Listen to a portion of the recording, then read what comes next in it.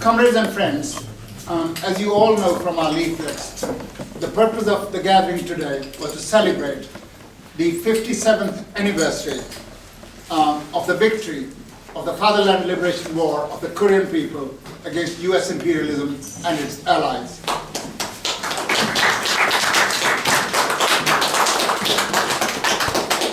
We deliberately didn't want it to be an occasion for long speeches. We wanted it to be a family holiday kind of atmosphere where people came and ate just as they would in Pyongyang. And we wanted our Korean comrades to feel that they were part of one family. We might come from 8,000–9,000 miles away from the DPRK, but we are singing from the same hymn sheet. We are all together in the struggle for imperialism. And we are very, very pleased that the Korean comrades have honored us by turning out in full force, headed by Ambassador Brar, who is to my right.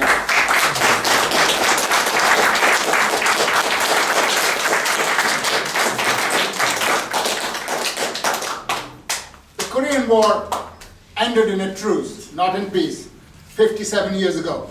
That truce was supposed to have been replaced by a peace treaty, but due to the obduracy of US imperialism, that peace treaty has never come about. Because if there was to be peace in the Korean Peninsula, and the Korean people, north and south of the border, who've been forcibly divided from each other, family from family, brother from brother, sister from sister, and in some cases, parents from children, they would be able to work out their own destiny without any foreign interference.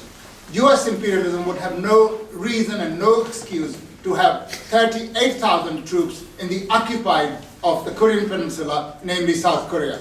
So every time there's a chance of improvement in relations between the North and the South, and a chance of improvement on the Korean Peninsula or in the region of the Far East, US imperialism always tries to rig up and manufacture some incident which somehow brings the tension back.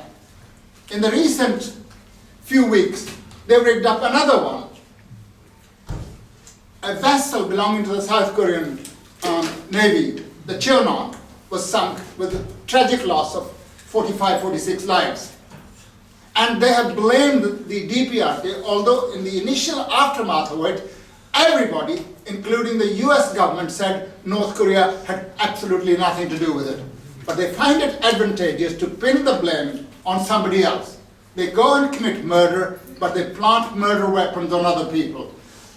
The Cheonan was sunk either because of incompetence or deliberately by the US in order to create an incident that could somehow help them to raise tensions and pressure on the Korean Peninsula.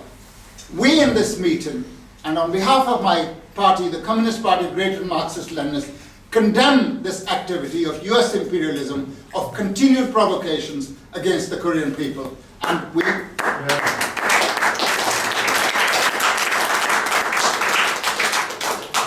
Further, it is the fervent wish, desire, and more importantly, in the interest of the Korean people, to peacefully reunify their country. And US imperialism and its satellites alone stand in the way of peaceful reunification. And on this, the 57th anniversary, my party, and on behalf of my party, we demand to put an end to this reunification. Reagan once went to the GDR, the West Germany, the Federal Republic of Germany at the time. And standing near the Berlin Wall, he said, "Mr. Gorbachev, I ask you to pull this wall down." Now that wall has come down.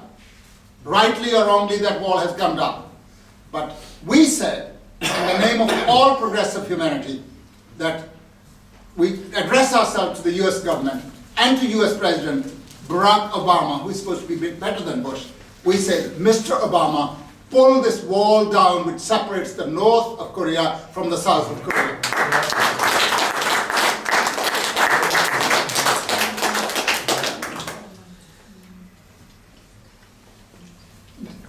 Very often you read newspapers and they'll tell you the DPRK leadership is reclusive. Well, the DPRK leadership is not reclusive. If you look at the Korean press, television, papers, you will find Comrade Kim Jong-il going everywhere to meet factory workers, to meet farmers, to meet people in schools, much more than our leaders ever dared to do that. They will tell you North Korea is isolated. North Korea maintains diplomatic relations with dozens and dozens of countries. It has very good relations, contrary to what is said, with the People's Republic of China.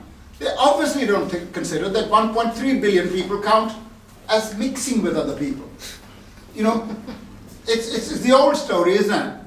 Fog in the channel, continent isolated. Yeah. It's not. Unless the people of the DPRK, its government and its leadership, does not need any imprimatur, does not need any certificate from Britain and the United States of America to be declared that they are no longer isolated. They are not isolated. They are among friends here, and we are happy to be with them. Perhaps this may be a case of two axes of evil uniting. We are also treated badly, and the DPRK comrades are treated badly, so we quite rightly get together and say, right, okay, we are the ones, we don't support the DPRK because it's fashionable. We don't support because everybody else has started supporting. The DPRK has stood solid in the struggle against imperialism ever since the young Kim Il-sung took the leadership of the Korean people, and they've gone from victory to victory, although through very hard and arduous struggle. The victory of the Korean people in the Fatherland Liberation War has 2 or 3 lessons to teach us.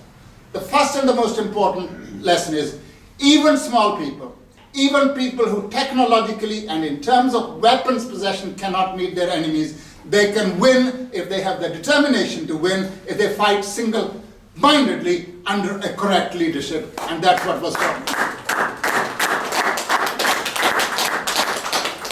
Secondly, it shows the importance of proletarian internationalism.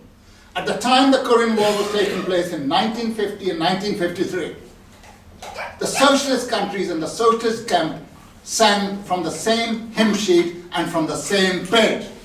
The Soviet Union, People's Republic of China, DPRK, and all other socialist countries were as one in the struggle against US imperialism and to defeat the efforts of US imperialism. The Chinese People's Volunteers, the Soviet material help, and the dauntless courage and heroism of the people of the DPRK, I would rather say people of Korea North and South, was responsible, along with the sentiments of progressive humanity throughout, to achieve the victory that the Korean people achieved. It was the first time that US imperialism or any US general after war had signed a treaty in which the US was not the victor.